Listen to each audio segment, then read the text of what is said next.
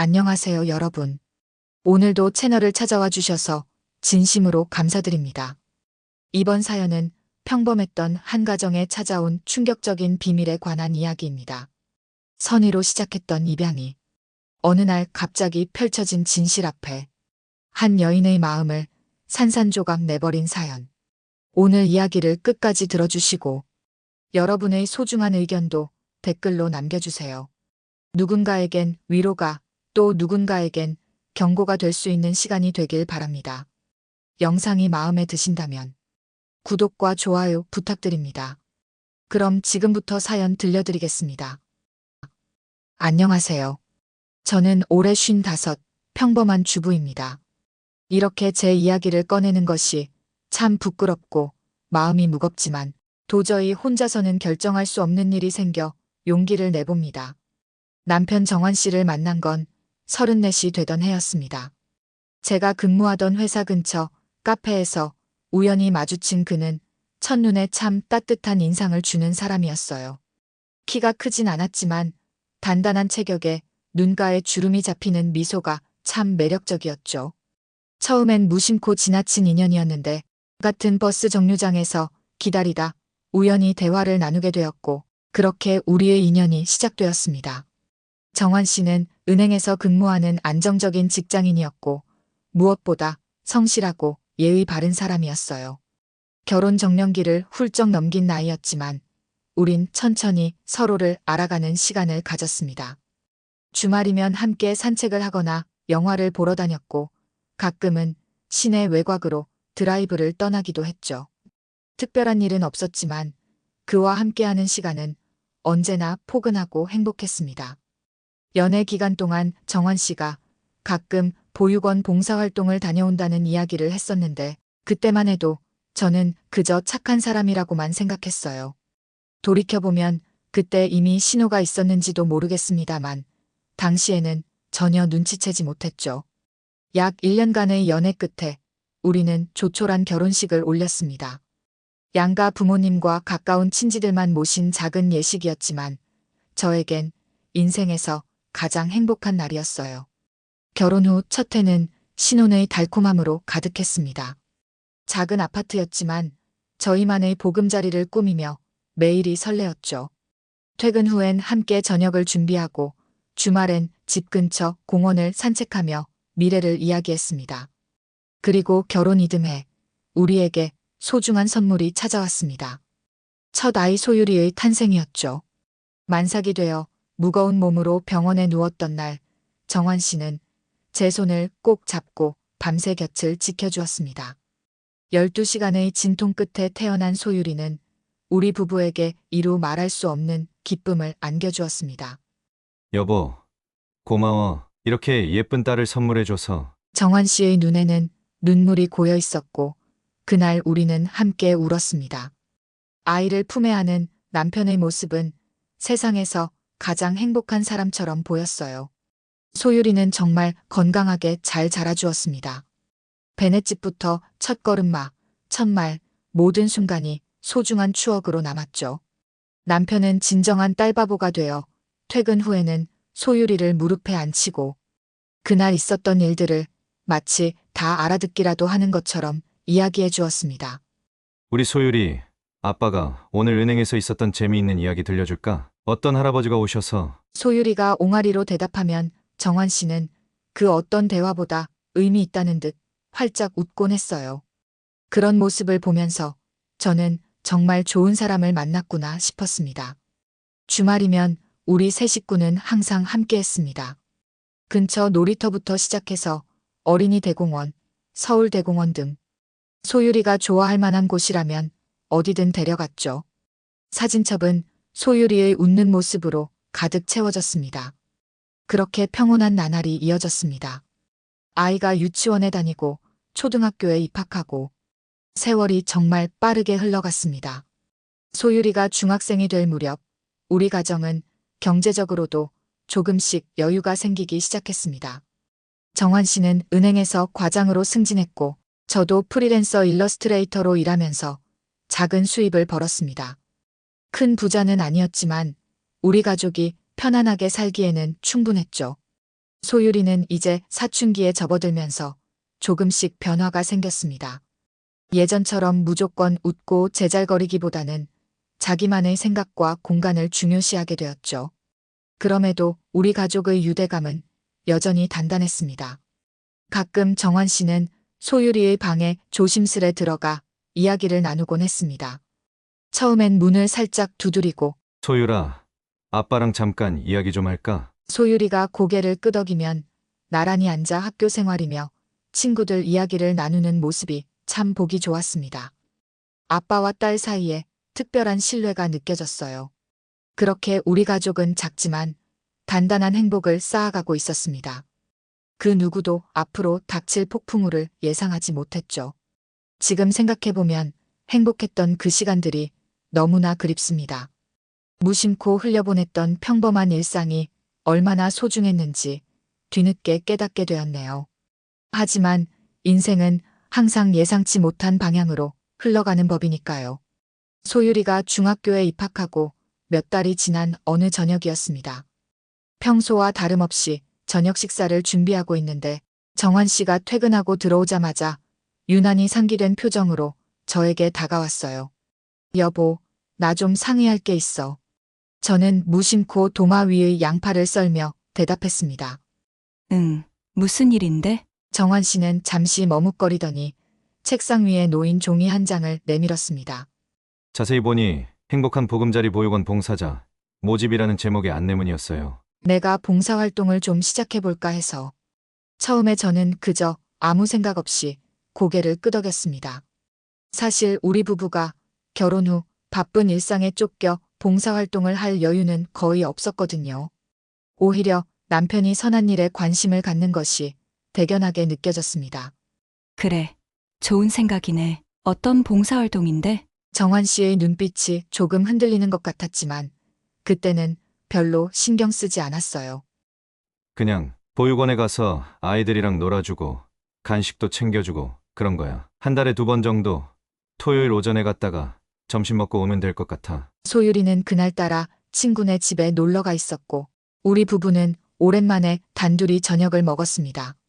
식사 내내 정환 씨는 보육원 봉사에 대한 이야기로 화제를 이어갔어요. 요새 아이들이 물질적으로는 풍요롭지만 정서적으로는 많이 결핍되어 있대. 특히 보육원 아이들은 더 그렇고 우리가 이렇게 여유도 생겼으니 조금이나마 보탬이 되면 좋지 않을까? 남편의 말에 저는 진심으로 공감했습니다. 평소 남편은 자신의 감정을 크게 드러내는 스타일이 아니었는데 그날따라 열정적으로 이야기하는 모습이 새롭게 느껴졌어요. 그래, 좋은 일이니까 한번 시작해봐. 소율이도 언젠가 같이 데려가면 좋은 경험이 될 거야. 그렇게 남편은 다음 주 토요일부터 보육원 봉사를 시작했습니다. 처음 몇 주는 정말 한 달에 2번, 토요일 오전에만 다녀왔어요. 돌아오면 그날 있었던 일들을 조금씩 들려주었고, 저는 그저 관심 있게 들어주는 정도였습니다. 오늘은 아이들이랑 블록 쌓기 놀이를 했어. 정말 순수한 눈빛으로 바라보는데 가슴이 먹먹해지더라고. 점점 남편의 표정에서 뭔가 다른 것이 느껴졌습니다. 봉사를 다녀온 날이면 유독 생각에 잠기는 모습이 자주 보였고, 가끔은 홀로 소파에 앉아 멍하니 바라보곤 했죠. 그렇게 2달 정도가 지났을 때 정환 씨가 봉사 횟수를 늘리고 싶다고 말했습니다. 한 달에 2번에서 매주 토요일로 늘리더니 얼마 지나지 않아 평일 저녁에도 가끔 들르고 싶다고 했어요. 여보, 내가 조금 욕심이 나서 그런데 평일에도 2번 정도 퇴근 후에 잠깐씩만 들려도 될까? 아이들이 내가 올 날만 기다린다고 하더라고. 처음엔 그래, 좋은 일이니까 하고 흔쾌히 동의했습니다. 하지만 시간이 지날수록 남편의 변화가 더 뚜렷해졌어요. 보육원 이야기만 나오면 눈빛이 달라졌고 점점 집에서 보내는 시간이 줄어들었습니다. 소율이도 그 변화를 느꼈는지 가끔 물어보곤 했어요. 엄마, 아빠 요즘 왜 맨날 늦게 와? 전에는 내가 자기 전에 항상 왔잖아. 딸아이의 물음에 저는 그저 애매하게 답할 수밖에 없었습니다. 아빠가 지금 좋은 일을 하고 있어. 불쌍한 아이들 도와주는 거야. 어느 날 저녁, 평소보다 더 늦게 들어온 정환 씨의 표정이 심상치 않았습니다. 무언가 말하고 싶은데 망설이는 듯한 모습이었어요. 소율이가 잠든 후 우리 부부는 거실 소파에 나란히 앉았습니다. 여보, 나 의논할 게 있어. 정환 씨의 목소리에는 평소와는 다른 떨림이 묻어 있었습니다. 손을 내려다보며 한참을 망설이더니 입을 열었어요. 사실 보육원에 특별히 마음이 가는 아이가 한 명 있어. 그 순간 왠지 모를 불안감이 제 가슴을 스쳤습니다. 하지만 겉으로는 편안한 척 물었어요. 어떤 아이인데? 2살배기 여자아이야. 이름은 민지. 눈망울이 정말 맑고 순수해. 다른 아이들은 봉사자들이 오면 다 반기고 좋아하는데 민지는 항상 구석에 혼자 있어. 처음엔 경계하는 듯 했는데 내가 계속 관심 가져주니까 이제는 내가 가면 애타게 기다린대. 남편의 눈에는 이전에 본 적 없는 감정이 깃들어 있었어요. 그건 마치 부성애 같은 것이었습니다. 민지는 생후 3개월 때 보육원에 맡겨졌대. 엄마에 대한 기억도 없고 정말 안쓰러워. 정환 씨는 자리에서 일어나 서랍에서 사진 한 장을 꺼내 보여주었습니다. 동그란 눈에 통통한 볼을 가진 귀여운 여자아이였어요. 사진 속 아이는 정환 씨 무릎에 앉아 장난감 블록을 들고 있었습니다. 이 아이가 민지구나. 응. 정말 사랑스러운 아이야. 날 보면 환하게 웃는데 그 웃음을 볼 때마다 가슴이 아파. 그날 밤 정환 씨는 계속해서 민지 이야기를 했습니다.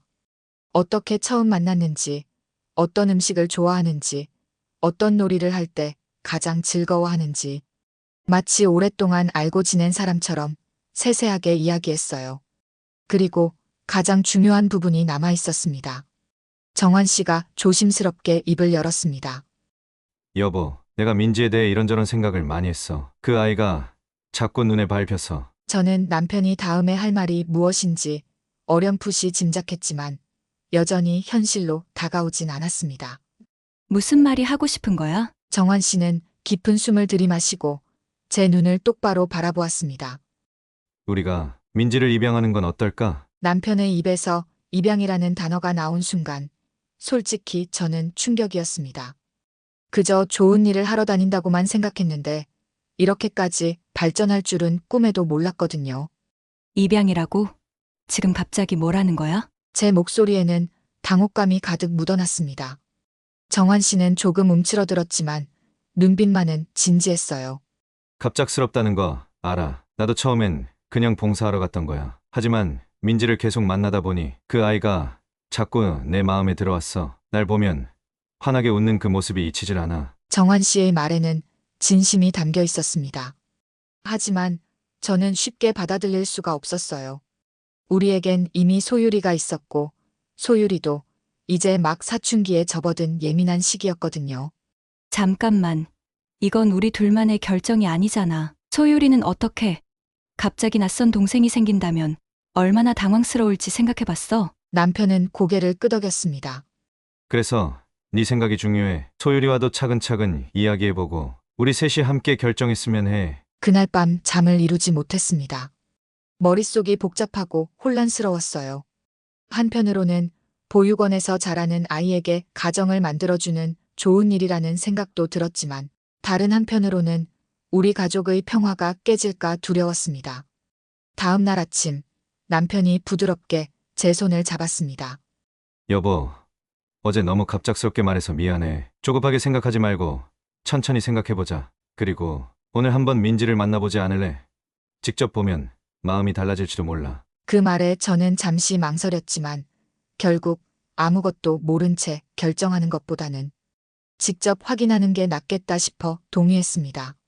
그날 오후 소율이는 학원에 보내고 남편과 함께 행복한 보금자리 보육원을 찾았습니다. 건물은 생각보다 깔끔했지만 왠지 모를 쓸쓸함이 느껴지는 곳이었어요. 보육원 원장님이 우리를 반갑게 맞아주셨습니다. 아, 정환 씨.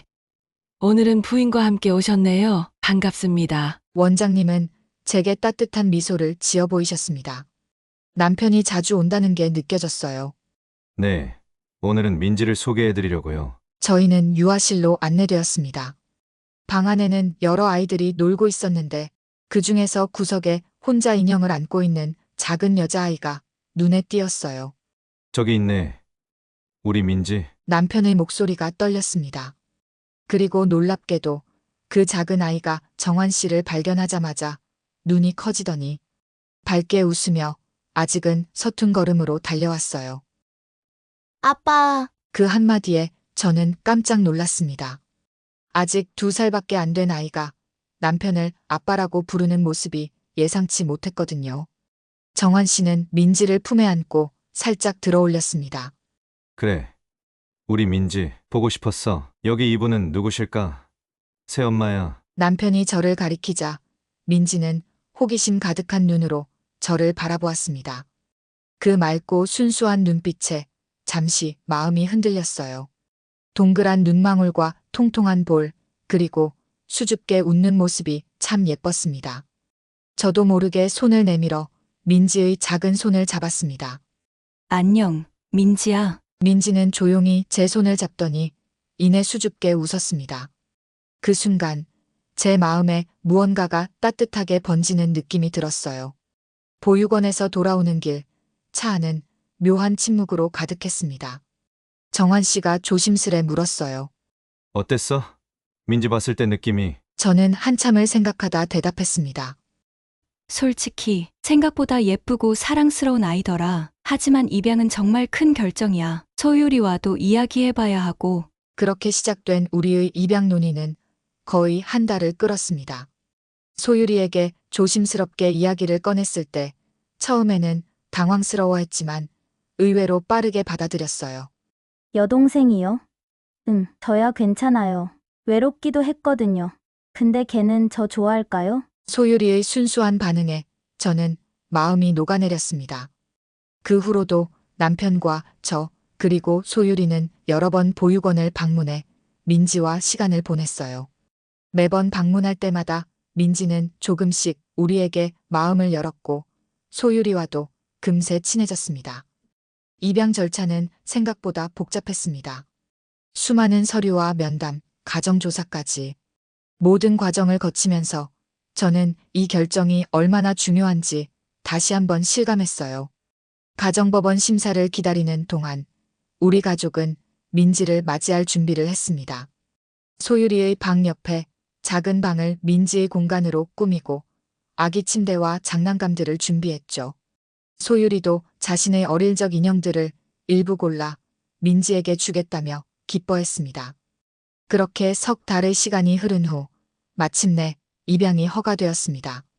민지를 우리 집으로 데려오는 날, 온 가족이 설레는 마음으로 민지를 맞이했어요. 처음에는 낯선 환경에 적응하느라 민지가 조금 힘들어했습니다. 밤에 자주 울기도 하고 가끔은 보육원으로 돌아가고 싶다며 떼를 쓰기도 했죠. 그때마다 남편은 무한한 인내심으로 민지를 달래주었어요. 괜찮아. 민지야, 이제 여기가 네 집이야. 아빠랑 엄마, 누나가 항상 같이 있을 거야. 남편의 따뜻한 목소리에 민지는 조금씩 안정을 찾아갔습니다. 그리고 놀랍게도 한 달도 채 지나지 않아 민지는 완전히 우리 가족의 일원이 되어 있었어요. 소율이는 예상보다 더 좋은 언니가 되어 주었습니다. 학교에서 돌아오면 항상 민지와 놀아주고 책도 읽어주고 심지어는 작은 손으로 민지의 머리를 빗어주기도 했죠. 동생이 생기니까 저도 더 어른이 된 것 같아요, 엄마. 소율이의 말에 저는 따뜻한 미소를 지었습니다. 입양이라는 큰 결정이 우리 가족에게 새로운 행복을 가져다 준 것 같았어요. 그리고 정환 씨. 그는 완전히 다른 사람이 된 것 같았습니다. 항상 차분하고 조용했던 남편이 민지 앞에서는 한없이 부드럽고 다정한 아빠가 되었어요. 퇴근 후에는 바로 집으로 달려와 민지와 놀아주고 주말이면 온 가족이 함께 시간을 보냈습니다. 저 역시도 민지를 점점 더 사랑하게 되었습니다. 처음엔 망설였던 마음이 무색할 정도로 어느새 민지는 제 삶의 중심이 되어 있었어요. 아침에 눈을 비비며 일어나 엄마하고 부르는 그 목소리가 하루의 시작을 밝게 만들었습니다. 그렇게 우리 가족은 새로운 구성원을 맞이하며 더 풍요로운 행복을 느끼고 있었습니다. 하지만 그때까지만 해도 저는 몰랐습니다. 이 행복 뒤에 어떤 비밀이 숨겨져 있는지, 앞으로 우리 가족에게 어떤 시련이 닥칠지, 민지가 우리 가족이 된 지 어느덧 3년이 흘렀습니다. 2살배기 아기였던 민지는 어느새 5살이 되어 유치원에 다니게 되었고, 소율이는 중학교 3학년이 되어 고등학교 진학을 준비하는 나이가 되었습니다. 민지는 정말 밝고 활발한 아이로 자라주었어요. 처음 보육원에서 봤을 때의 수줍고 조용한 모습은 온데간데 없이 집안에서는 항상 웃음소리가 끊이지 않았습니다.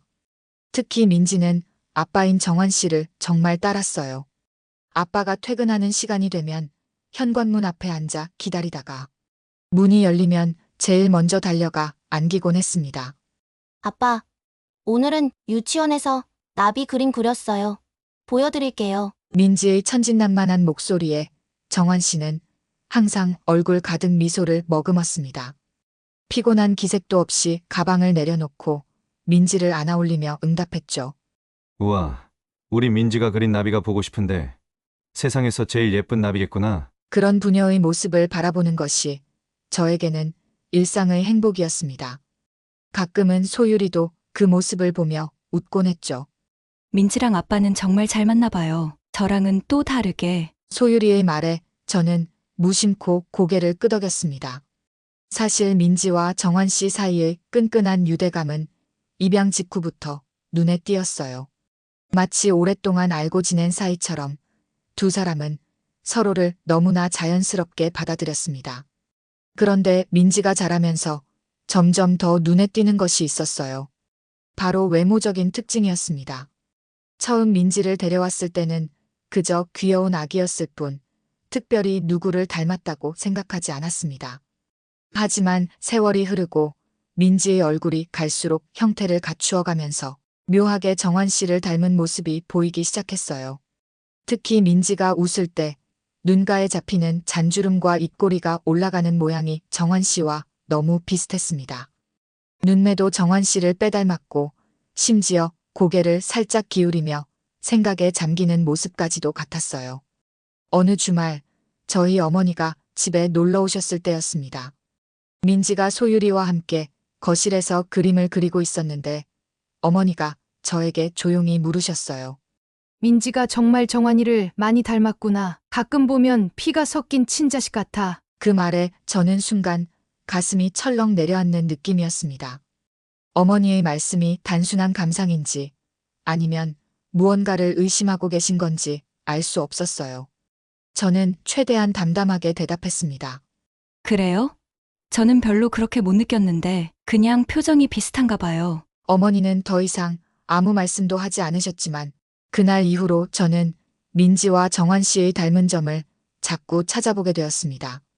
그리고 놀랍게도 전에는 미처 보지 못했던 유사점들이 하나둘 눈에 들어오기 시작했어요. 걸음걸이나 말투, 심지어 책을 읽을 때 살짝 인상을 쓰는 습관까지. 그건 마치 유전적으로 이어받은 것처럼 너무 닮아 있었습니다. 가장 결정적인 순간은 민지의 5번째 생일날이었어요. 우리 가족은 민지를 위해 작은 파티를 열었고 소율이의 친구들도 몇 명 초대했습니다. 케이크에 촛불을 켜고 다 함께 생일 노래를 부른 후 민지가 눈을 감고 소원을 빌며 촛불을 끄는 순간이었어요. 제 옆에 서 있던 소율이의 친구가 무심코 말했습니다. 와, 민지는 정말 아버님을 닮았네요. 특히 눈매랑 콧날이 똑같아요. 그 말을 들은 순간 저는 민지와 정환 씨를 번갈아 바라보았습니다. 그리고 정말로 두 사람의 얼굴에서 놀라울 정도로 유사한 특징들을 발견했어요. 그건 마치 복사본을 보는 것처럼 명확했습니다. 더 이상한 건 그 말이 나왔을 때의 정환 씨 반응이었어요. 평소라면 웃으며 그래? 그런가? 라고 대답했을 텐데 그날은 얼굴이 살짝 굳더니 황급히 자리를 피했습니다. 아, 음료수 더 가져올게. 그 모습이 너무 어색해서 저도 모르게 뒤를 따라갔고 주방에 선 정환 씨의 모습이 보였습니다. 그는 싱크대에 손을 짚고 깊은 숨을 내쉬고 있었어요. 제가 다가가자 화들짝 놀라더니 억지로 웃음을 지었습니다. 아, 여보, 왜 왔어? 괜찮아. 좀 안색이 안 좋아 보이는데. 아니, 괜찮아. 그냥 좀 피곤해서. 그날 이후로 저는 자꾸만 민지와 정환 씨의 관계에 대해 생각하게 되었습니다. 특히 정환 씨가 갑자기 보육원 봉사를 시작했던 일, 그리고 수많은 아이들 중에서 하필 민지에게 눈길이 갔던 일이 머릿속에서 맴돌았어요. 그저 우연일까? 아니면 제가 너무 예민하게 생각하는 걸까? 어느 날 저녁 아이들이 잠든 후 거실에서 TV를 보고 있을 때였습니다. 저는 무심코 정환 씨에게 물었어요. 여보, 사람들이 자꾸 민지가 당신을 닮았다고 하는데 어떻게 생각해? 정환 씨는 순간 굳어버리더니 TV만 계속 바라봤습니다. 글쎄, 그냥 우연이겠지. 사람들이 그런 말 많이 하잖아. 입양한 아이들도 부모를 닮아간다고. 그의 목소리는 평소보다 조금 높았고 시선은 끝내 저를 향하지 않았습니다. 그 반응이 제 의심에 불을 지폈어요. 다음 날 저는 어머니께 전화를 드렸습니다. 당신께서 민지와 정환 씨의 닮은 점을 언급하셨을 때의 느낌이 어땠는지 조심스럽게 물었어요. 엄마, 지난번에 오셔서 민지가 정환 씨를 닮았다고 하셨잖아요. 정말 그렇게 많이 닮았다고 생각하세요? 어머니는 잠시 말씀이 없으시다가 조용히 대답하셨습니다. 글쎄다. 처음에는 그냥 스쳐 지나가는 생각이었는데 자꾸 보니까 정말 닮았더구나. 특히 눈이랑 코. 그리고 웃는 모습이 정환이 젊었을 때랑 정말 비슷해. 그 말씀을 듣고 나니 제 가슴 속에 의심의 씨앗이 더 크게 자라났습니다. 앞으로 어떻게 해야 할지, 이 의심을 어떻게 해결해야 할지 고민이 깊어졌어요. 한밤중에 잠에서 깨어나 옆에서 평화롭게 잠든 정환 씨의 얼굴을 바라보면서 수없이 생각했습니다. 만약 내 의심이 사실이라면, 만약 민지가 정말로 정환 씨의 그 생각을 끝맺지 못한 채 저는 가슴속 커다란 불안감을 안고 밤을 지새웠습니다. 민지와 정환 씨의 닮은 점이 자꾸 눈에 밟히면서 저는 밤잠을 설치는 날이 많아졌습니다. 의심은 조금씩 확신으로 변해갔지만 한편으로는 제 생각이 너무 지나친 것이 아닐까 하는 두려움도 컸습니다. 만약 내 생각이 틀렸다면 남편을 의심했다는 사실 자체가 우리 가족에게 상처가 되지 않을까? 하지만 그런 생각을 하면 할수록 또 다른 목소리가 제 안에서 울려 퍼졌습니다. 그럼 왜 정환 씨는 민지가 자기와 닮았다는 말만 나오면 저렇게 긴장할까? 왜 그렇게 갑작스럽게 보육원 봉사를 시작했을까? 며칠을 고민한 끝에 저는 결심했습니다. 직접 확인해 보기로요. 인터넷 검색을 통해 알아본 결과 유전자 검사를 통해 친자 확인이 가능하다는 것을 알게 되었습니다. 검사를 위해서는 DNA 샘플이 필요했고 몰래 검사를 진행하려면 정환 씨와 민지의 것을 조심스럽게 수집해야 했습니다. 마침 주말 정환 씨는 아침 일찍 골프를 치러 나갔고 아이들은 아직 자고 있었습니다. 저는 떨리는 손으로 정환 씨의 면도기를 가방에 조심스럽게 넣었습니다. 면도기에는 그의 수염과 함께 DNA가 남아있을 테니까요. 민지의 샘플은 더 쉽게 구할 수 있었습니다. 아이가 일어나서 아침을 먹은 후 머리를 빗겨주면서 빠진 머리카락 몇 가닥을 조심스럽게 모았습니다. 민지는 제가 자신의 머리카락을 모으는 이유를 물어보지 않았고 저는 가슴 한편이 아파왔습니다. 그날 오후 저는 친구를 만나러 간다는 핑계로 집을 나섰습니다. 실제로는 인터넷에서 알아본 개인 유전자 검사 기관을 찾아갔죠. 비용은 꽤 비쌌지만 제 마음의 평화를 위해서라면 감수할 수 있는 금액이었습니다. 검사소의 간호사는 친절하게 절차를 설명해 주었습니다. 결과는 약 일주일 후에 나옵니다. 이메일로 알려드릴까요? 아니면 직접 방문하시겠어요? 저는 잠시 고민하다가 대답했습니다. 이메일로 보내주세요. 남편 모르게 하는 검사라 제발 비밀이 지켜졌으면 좋겠습니다. 간호사는 이해한다는 듯 고개를 끄덕였습니다. 아마도 저 같은 경우가 처음은 아니었나 봅니다.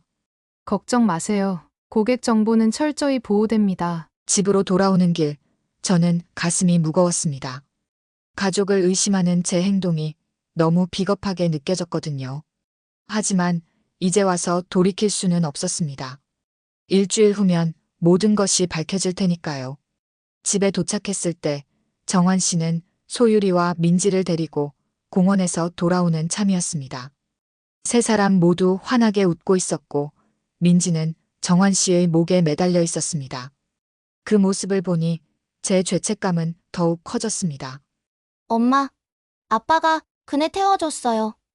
하늘까지 올라갔어요. 민지의 해맑은 목소리에 저는 억지로 미소를 지었습니다. 정말 우리 민지 무섭지 않았어? 안 무서웠어요. 아빠가 계속 지켜봐 주셨거든요. 민지의 말에 정환 씨는 뿌듯한 표정을 지었습니다. 그 순간 저는 제가 하고 있는 일이 과연 옳은 것인지 다시 한번 의심했습니다. 하지만 이미 시작한 일 끝을 봐야겠다는 결심이 더 강했습니다. 그렇게 일주일이 흘렀습니다. 저는 매일 아침 이메일을 확인했지만 결과는 오지 않았습니다. 열흘째 되는 날 드디어 기다리던 이메일이 도착했습니다. 친자 확인 검사 결과라는 제목의 이메일이었습니다. 저는 심호흡을 한 후 떨리는 손으로 이메일을 열었습니다. 그리고 결과를 본 순간 제 온몸에 전율이 흘렀습니다. 검사 결과 99.98% 확률로 친부모 마이너스 자녀 관계 확인됨. 그 단 한 줄이 제 세상을 무너뜨렸습니다. 민지는 정환 씨의 친딸이었습니다. 저는 그 자리에 그대로 주저앉고 말았습니다. 눈물이 볼을 타고 흘러내렸고 가슴 속에서는 분노와 배신감, 슬픔이 뒤엉켜 소용돌이쳤습니다. 어떻게 이럴 수 있지? 어떻게 나에게 이런 거짓말을? 그날 하루 종일 저는 집안에 혼자 있으면서 끊임없이 울었습니다. 다행히 아이들은 학교와 유치원에 있었고 정환 씨는 출장으로 집에 없었습니다. 그래서 제 슬픔을 마음껏 쏟아낼 수 있었어요. 머릿속에서는 온갖 생각이 스쳐 지나갔습니다. 언제, 어떻게 이런 일이 있었던 걸까? 소유리가 아직 어렸을 때 외도를 한 건가? 그 여자는 누구지? 왜 민지를 보육원에 맡긴 거지? 정환 씨는 처음부터 모든 걸 알고 있었던 건가? 질문은 끝없이 이어졌고 답은 없었습니다. 저녁이 되어서야 겨우 마음을 추스를 수 있었습니다. 아이들이 곧 돌아올 테니 평소처럼 행동해야 했습니다. 정환 씨는 내일 저녁에 출장에서 돌아올 예정이었고 그때까지 저는 어떻게 할지 결정해야 했습니다. 그냥 모른 척할까? 아니면 바로 확인을 해야 할까? 소유리와 민지가 돌아왔을 때 저는 최대한 평소와 같은 모습을 보여주려 노력했습니다. 저녁을 준비하고 아이들에게 오늘 하루 어땠는지 물어보고 숙제를 봐주고 일상적인 일들을 하면서도 제 머릿속은 계속해서 정환 씨의 배신으로 가득 차 있었습니다. 특히 민지를 볼 때마다 가슴이 아팠습니다. 민지는 아무 죄가 없었어요. 그저 사랑스러운 아이일 뿐인데 이제 제가 민지를 볼 때마다 정환 씨의 배신이 생각날 것이라는 사실이 너무 슬펐습니다. 아이들을 재운 후 저는 결심했습니다. 정환 씨가 돌아오면 바로 진실을 물어보기로요. 더는 이 거짓말 속에서 살 수 없었습니다. 다음 날 저녁 정환 씨가 출장에서 돌아왔습니다. 아이들은 이미 자고 있었고 저희 부부는 거실에 단둘이 앉았습니다.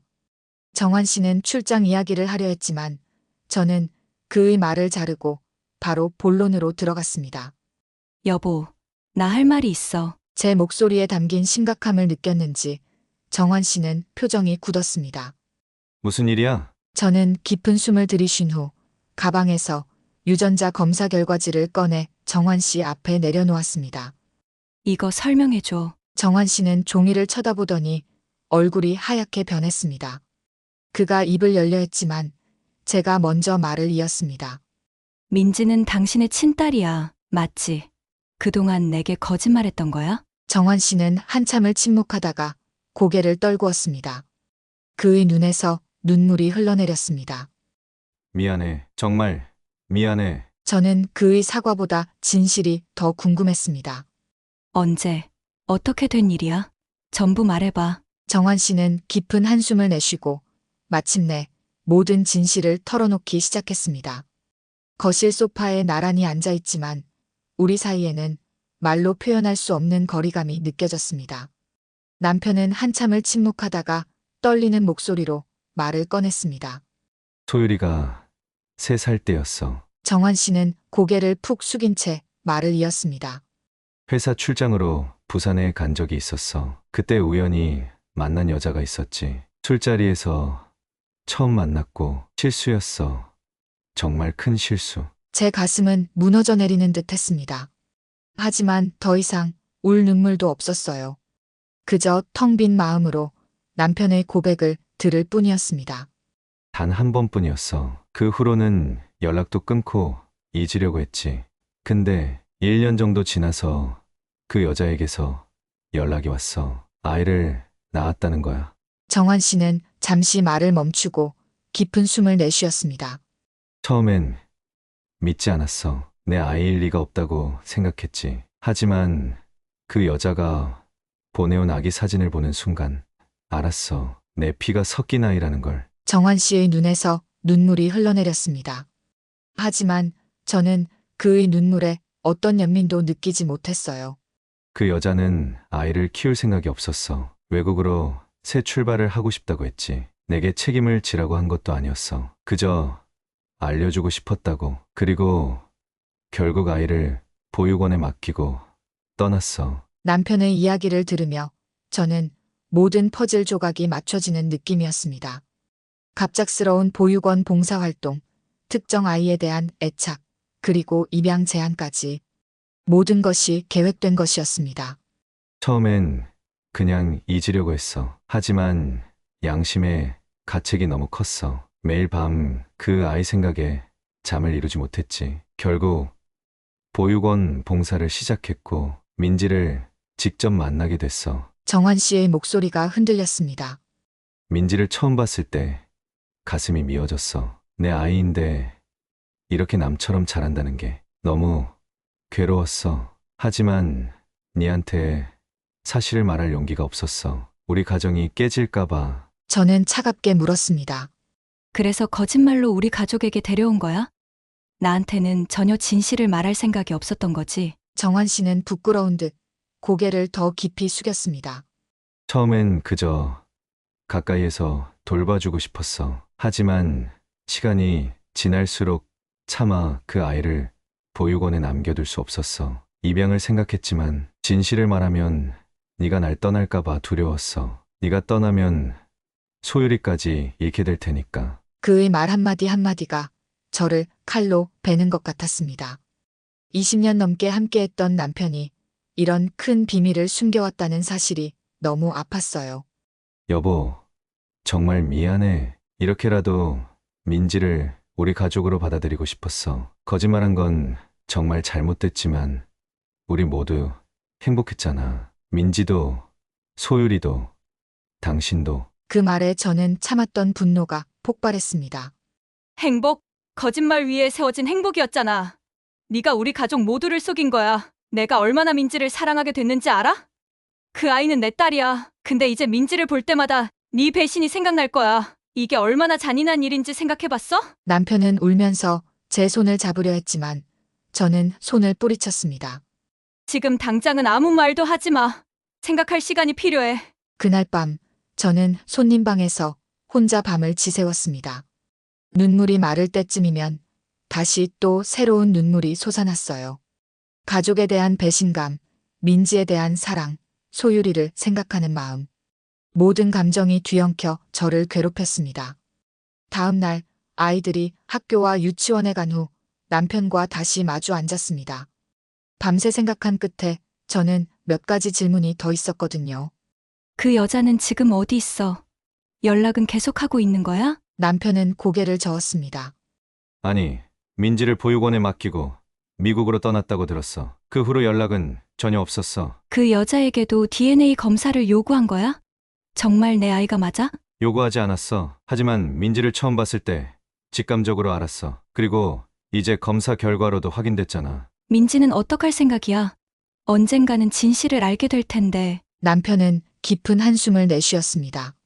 아직 생각해보지 않았어. 너무 어린 나이에 이런 복잡한 진실을 알려주는 건. 저는 그의 말을 자르고 차갑게 말했습니다.